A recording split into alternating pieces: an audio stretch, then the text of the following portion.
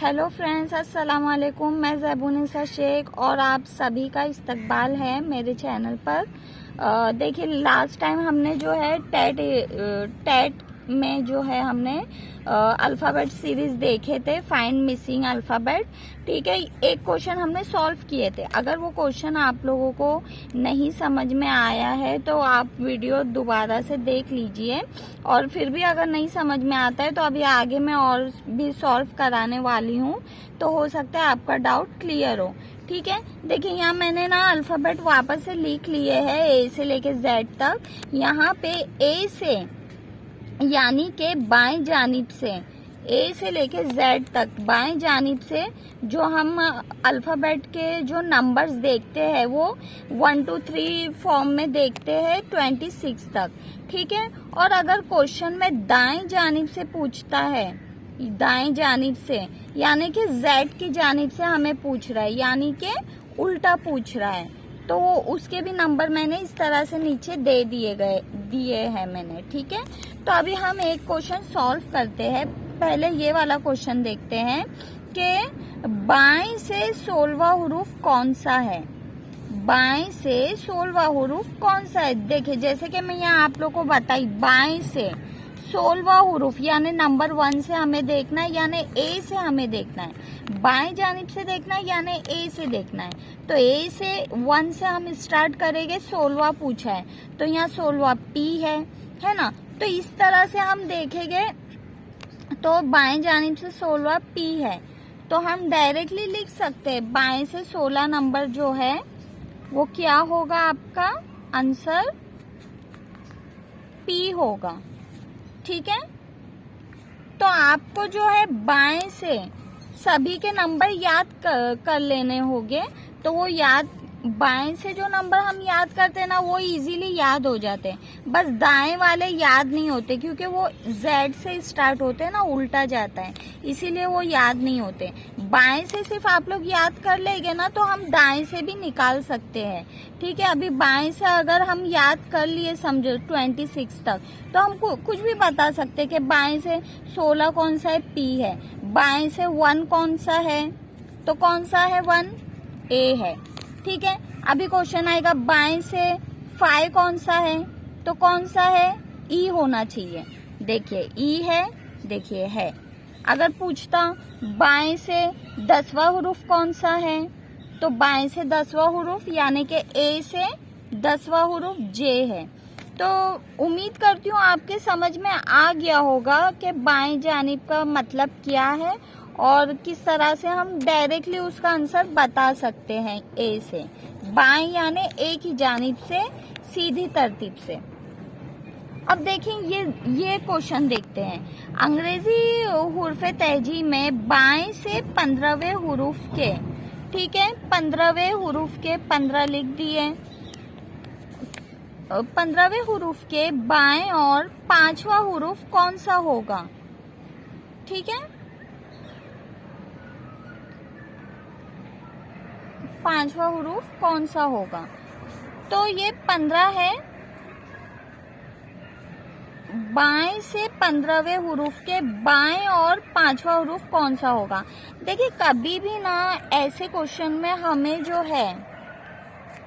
जो है ये जो आपकी जानिब दी रहती है ना, दाएं बाएं, ये बहुत ज्यादा अहमियत रखती है। तो ये बाएं और ये बाएं जब सेम दिया रहता है ना, बाएं बाएं, या समझ लो यहाँ बाएं की जगह दाएं दिया रहता, दाएं दाएं, तो हमें हमेशा माइनस करना है।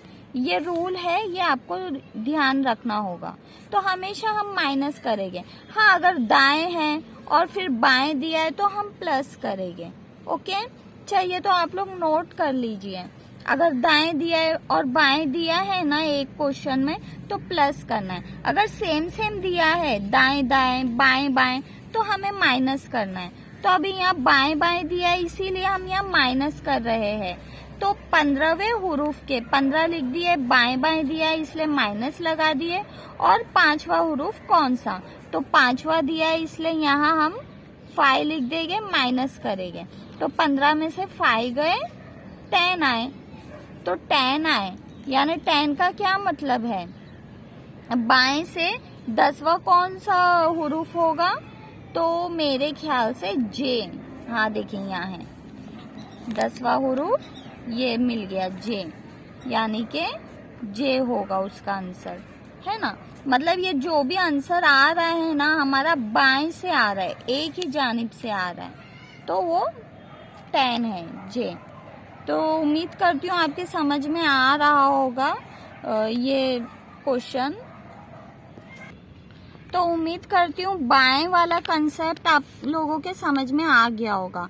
लास्ट टाइम मैंने दाएं वाला आप लोगों को बताई थी कि दाएं वाले में जो है हम 27 में से माइनस करते हैं, जबकि ये जो हमारा बाएं वाला कंसेप्ट है उसमें हम डायरेक्टली आंसर निकालते हैं, क्योंकि बाएं से हमें ज़बानी याद रखना है, क्योंकि वो सीधी तरतीब में एक ही जानिब से है, तो वो ज़बानी याद रखना है। और जहाँ इस तरह से दो दो पूछा जाता है तो वो इस तरह से माइनस करके हमें निकालना है। और अगर डायरेक्टली पहले दाएं पूछ रहा है, तो जैसे कि मैं बताई थी, अगर दाएं पूछ रहा है, दाएं से देखिए यहाँ दाएं से 17वां हुरूफ कौन सा, तो हमें बिना देखे जो है, बिना सोचे हमें 27 में से माइनस करना है। 17 दिया है ना, इसलिए 17 माइनस करेंगे 27 में से।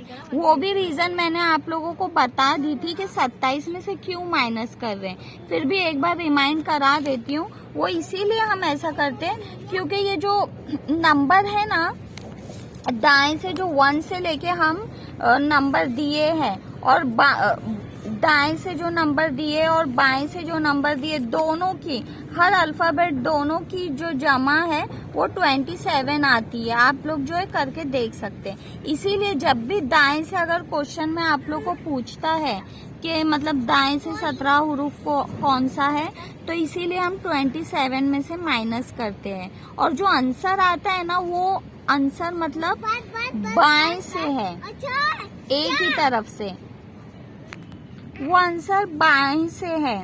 यानी ये जो 10 आया है, ये 10 बाएं जानिब से आया है, यहाँ से जे है उसका आंसर, है ना। जबकि ये पूछ रहा था दाएं से, यानी जेड की तरफ से 17वां।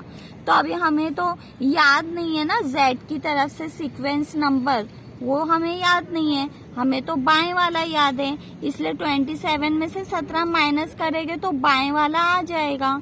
तो उस हिसाब से हम पता लगा सकते कि बाएं से 10वें नंबर पे कौन सा है, और फिर हमारा आंसर हमें मिल जाएगा। तो उम्मीद करती हूँ ये दाएं और बाएं, ये दोनों में आप लोगों की कंफ्यूजन दूर हो गई रहेगी और क्वेश्चन आपके समझ में आ गया होगा। तो